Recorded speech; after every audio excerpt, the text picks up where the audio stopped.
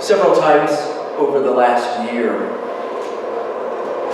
after I've mentioned my impending departure from the pulpit, people have come up to me and said, do you have to mention it? And the truth of it is, I do have to mention it. And I have to mention it often. Why? It's because I want you to be ready for that day. And I'd kind of like to be ready for that day myself.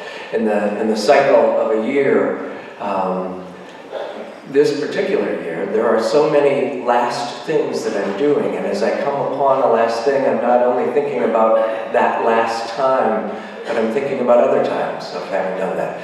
Christmas Eve, High Holy Days, coming of age, all of the different things. We had Pesach a couple of weeks ago, and the last time through. So this has been a very reflective kind of year for me, and I suspect it has been when you think about the congregation for a number of you. And so when I'm doing things, I find myself time traveling to some extent. And last week when I was not here, I went last Sunday down to the UU congregation of New Brunswick, where Carol Sissel was being ordained into the ministry, and the room there, the sanctuary, was filled with love. It was beautiful. It was people who were expressing their belief in her, and her expressing her belief that, yes, I can take up this ministry. And of course, I had to reflect back 23 years ago to my own ordination that took place in Burlington, Iowa, and to that experience that was the ceremony, and then the reception that took place afterwards, and then after that there was just a small group of people that met we went out to a restaurant to have dinner together to just kind of cap off things. And throughout the day there had been incredible celebration and expressions of love. It's very hard to share with people who have never been ordained into the ministry, especially Unitarian Universalist ministry, because that ordination is an expression of love. You are ordained by the only body that can ordain you minister, and that's a congregation. And so, in the act itself, it's an expression of love. And so, in the ceremony, in the reception, all of those things. And a friend of Judy Ortman's and mine, by the name of Sitch Sloan, had come down for the event from Madison, Wisconsin, and he was part of the small group that met for supper after it was all over. And Sitch had not really been there through my transition from being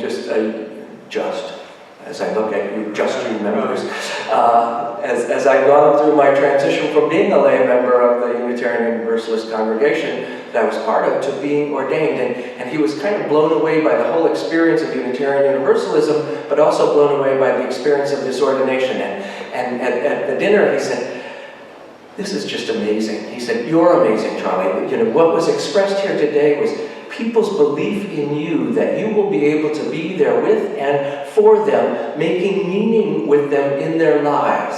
And I said, "Since you've got it just about right. You've got it just about right. But the thing is that I don't make the meaning in anybody else's life.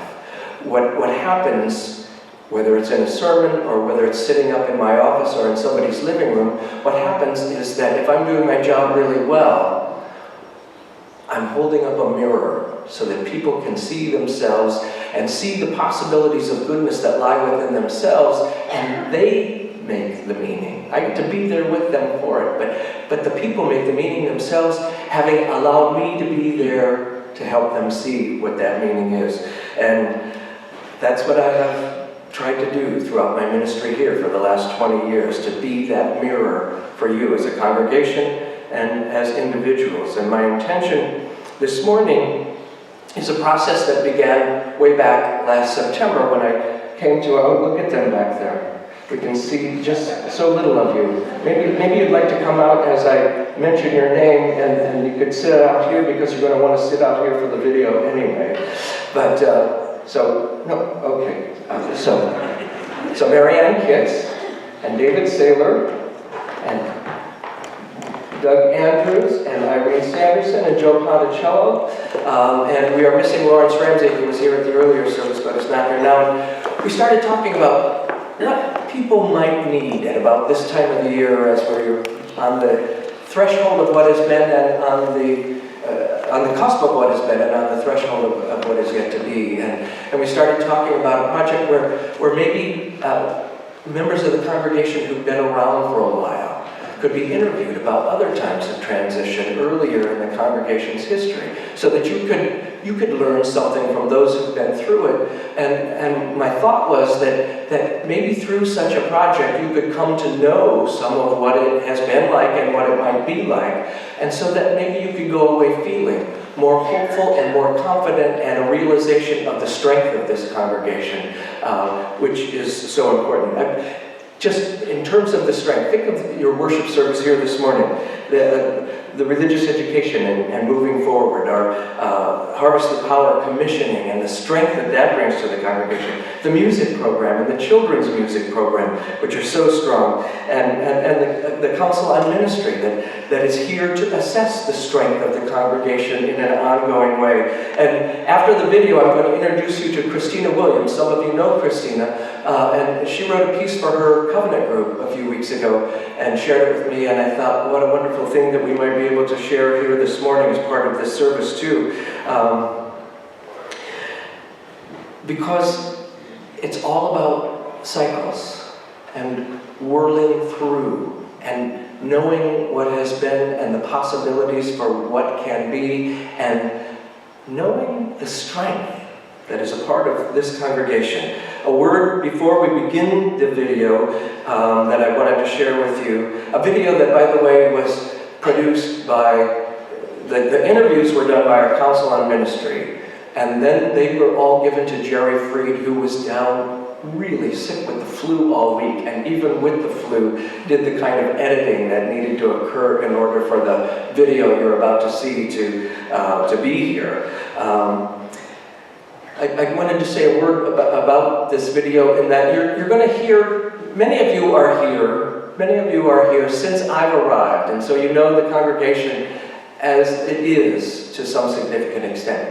But there are many eras past. That's why we're talking about cycles today. And they have not all been smooth eras. There was a very brief, difficult era just before my arrival here. There was a longer, difficult era that will be referred to in the video during the tenure of Dr. George Pennington. Not that Dr. Pennington was a bad or evil man in any way. He was a very good man and a good minister. It was just that there was a difference in the vision of ministry that this congregation held and that George held. And you're going to hear a little bit of talk about that, and many of you don't know about that. So I wanted to let you know that that's what was going on in the background there. And so now, if we could, why don't we enjoy the video?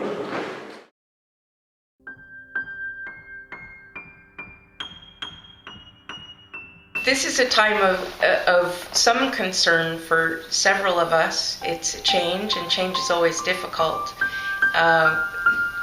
no matter how minor the difficulty is. So I think that I would really implore people to speak their minds, know that there are places for them to be heard, whether it's to other congregants, whether it's to the board, whether it's saying whatever it is that you want or need to say to Charlie before he leaves. Judy Tomlinson is there. We have such a structure. We have the ministerial relations committee. There are so many outlets to be heard, and nobody should live with their concerns silently. Having come from a background that's not a congregationally based polity, one where you're assigned a minister and someone out there is deciding who your minister's going to be. The first time I saw this, I was just blown away, because I was so used to the other kind of way of choosing a minister. But to have the congregation be that actively involved, I think is good for a congregation. I became president somewhere around that time, and we had a problem in that the transition from Dr. Fletcher to Dr. Pennington had not really been made. It was felt by some of the congregation that Dr. Fletcher was a good guy and they shouldn't let him go, and of course by the other part that they needed a new minister. So they didn't really make the break that should have been made.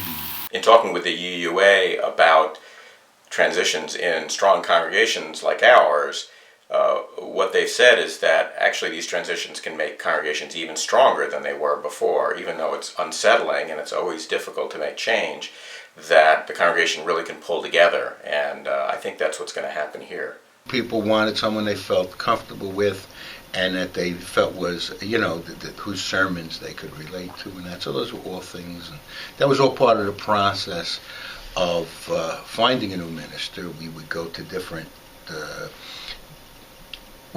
to churches to hear our candidates speak. I mean, every minister is going to have a very different style, and it's going to be an adjustment to an interim minister, and then it's going to be an adjustment from that into a settled minister.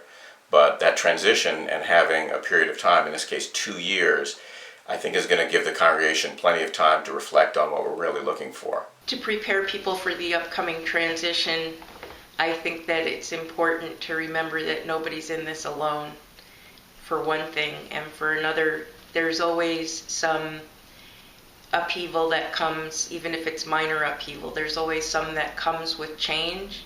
It's part of the process, and I would invite everybody to stay on board and see it through to the other side, and to think about what it is that they want to see. I think we just want to be real thoughtful and not necessarily cautious, but just even going into the interim, know what we want from that interim, which is different from what we're going to want from the settled minister. But to have given some real thought to what kind of person do we want to lead us in this point in our growth? To keep us stable, to keep us on an even keel, but to keep us moving forward. We didn't experience any huge ups and downs for any of them.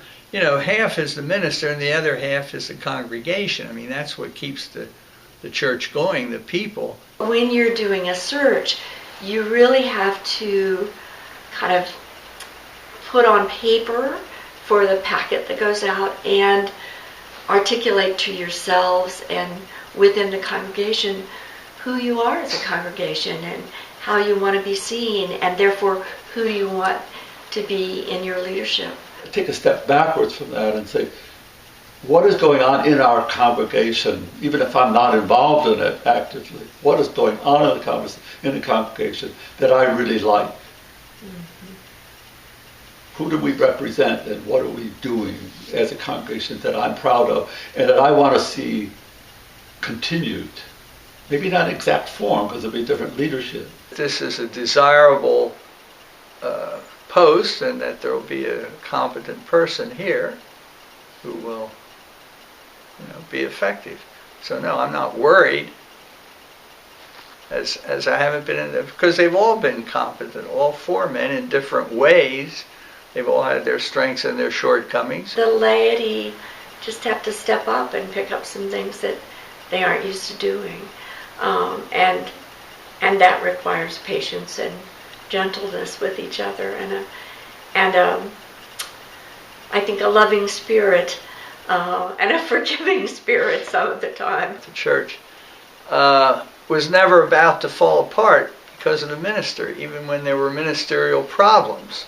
When we first joined the Montclair Church, it was a little conservative and not very warm. I think it's also an opportunity to look at what is it we're missing? What would we like to be doing? What would we aspire to do that for whatever reasons we haven't been doing? And what might we look for in new ministerial leadership that would help us grow in that direction? Charlie has helped to build the community and strengthen it in so many ways that I don't think we're going to be hurt that much by the change. I think that we're a strong community that will move forward fairly seamlessly. If there's enough consensus about this social activism that we've enjoyed for the last 20 years with Charlie, and that's where we want to be, then we want to be careful to get a minister to come in, looking for a minister to come in who will build on that. Most of the activities continued apace without grand upheavals. Even when there were ministerial concerns up or down with the individual, the church has shown remarkable forward momentum and motion and growth. Going through it this time, I see a lot, there's a lot of transparency. The church, the congregation was always strong enough to weather any problems, and I'm sure that it will continue to be. I would love to see our congregation grow. I think that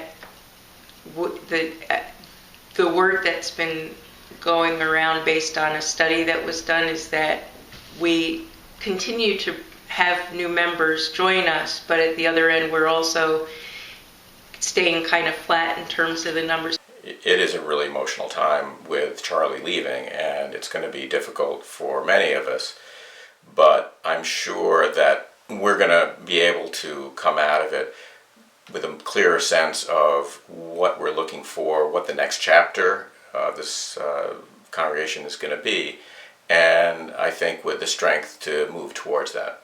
What I would want people to know as they're looking at the transition is that we will come out the other side of the transition different but better. That it will help us grow, because it will force us to really look at who we are and articulate who we are in a way that we don't do day to day. You have to keep your mind open to a new experience and realize that there can be great things coming around the corner that you have no idea about. Keep an open mind. Everything changes. If you don't like something, you change it. Or work at changing it. It is a good time to look at our strengths and weaknesses if we do it in a positive way and not feel like we have to throw out the baby with the bathwater. That we have so much good going on that I think we can stand looking at what things need to change.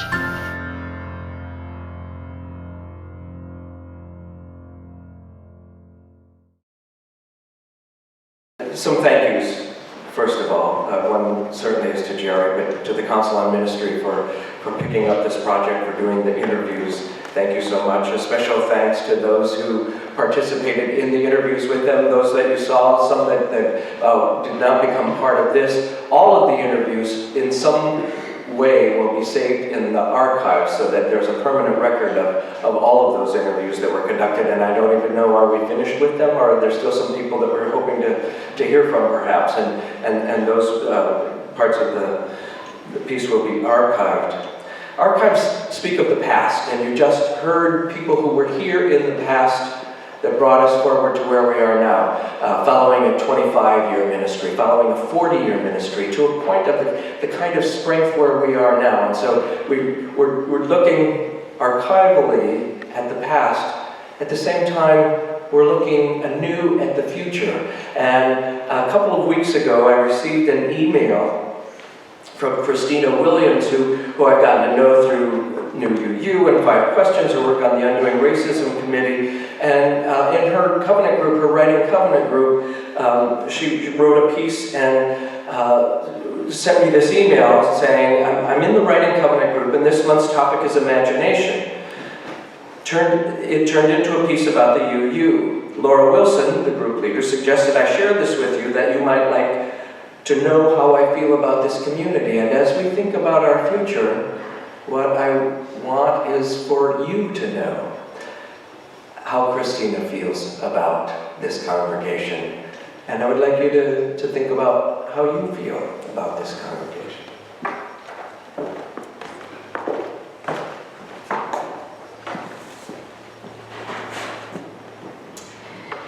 Imagination at the corner of Valley and Church. According to Walt Disney's Cinderella, a dream is a wish your heart makes. And what is imagination but a waking dream, a wish your heart is making, a longing in your soul, maybe even a prayer? I never had much use for prayer. I don't believe in a supernatural power pulling the strings of his marionette creation. If your team wins the big game, it has nothing to do with the prayers you muttered over your chicken wings, as evidenced by the unanswered prayers still lingering over the opposing plate of nachos. A repaired air conditioner is not a reason to praise Jesus. No, not even in the middle of an Alabama August. Praise your emergency savings or your low-interest credit card, if you will, but Jesus was a carpenter, not a repairman. And what of the big prayers? Making it through chemotherapy, escaping that house fire, bouncing back from that aneurysm. The cemeteries are full of people who've had those same prayers. I was walking home through my new town one day when I passed an earthy, crunchy-looking building with a marriage equality banner hung from its window. Churches up north sure are different, I thought. I continued on my way and then noticed a sign in front of this building. Now, I'm very familiar with message signs in front of churches. I've been driving past them shaking my head my whole life. Repent, the end is near. Honk if you love Jesus. Free coffee and everlasting life. This sign was different though. For one, it was beautiful. A wooden case with a glass front. The message printed on paper in a lovely font, yellow tulips planted around its base. This sign didn't force itself upon me. It invited me to read. So I stopped and I read. Let us listen to our own prayers. It is we who will make them real. Dang Ming Dao. It may seem that I've strayed quite away from imagination, but not so. You see, I used to be full of imagination. I had dreams for my life, great things to accomplish. I believed they would all happen. And somewhere along the way, I stopped believing in imagination. I stopped believing in dreams. Too many disappointments. And yet there I stood, on a sidewalk in this town, and this state, and this part of the country, where I was all alone, and there was a message for me. Let us listen to our own prayers. It is we who will make them real. That is when my imaginings started to come true. I imagined myself crossing the finish line of the New York City Marathon, and now I sit here in my living room looking at my medal on the bookshelf.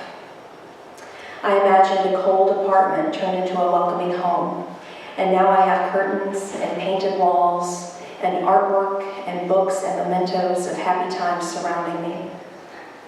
I imagined standing in front of my favorite painting in Vienna, and I did just that, overwhelmed by emotion that I had made it happen all by myself. I imagined gathering with friends for coffee on a Saturday morning, and in a few hours I'll be sharing this writing with those friends.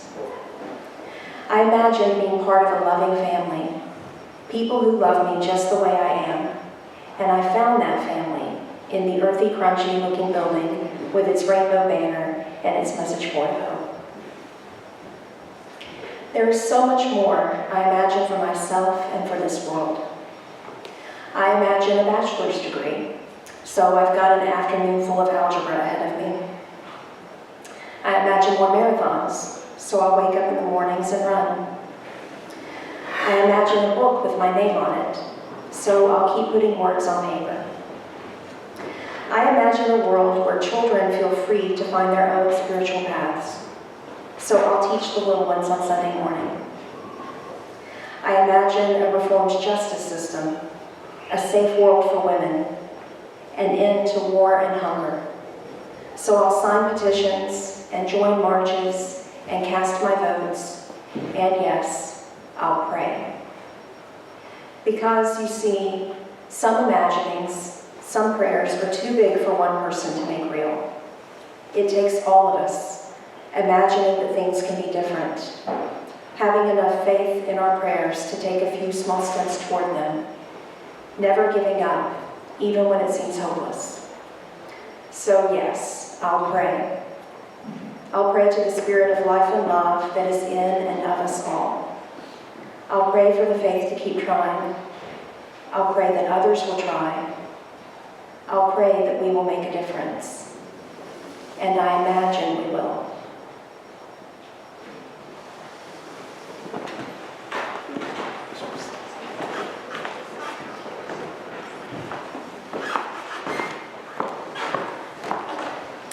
Links in a chain. We don't have to imagine the strength of this congregation. We've seen all kinds of evidence of it this morning, and we've heard evidence of it from the past. We can, with good conscience and good cause, imagine that strength living right into the future. We are here to seek and to find within ourselves that which is larger than ourselves so that we can be of service to it. As individuals, as a congregation, we are here to find within ourselves that which is larger than ourselves. And some closing thoughts I want to share with you, words that you've heard, that you've said, most of you, a number of times, from our new member welcoming ceremony.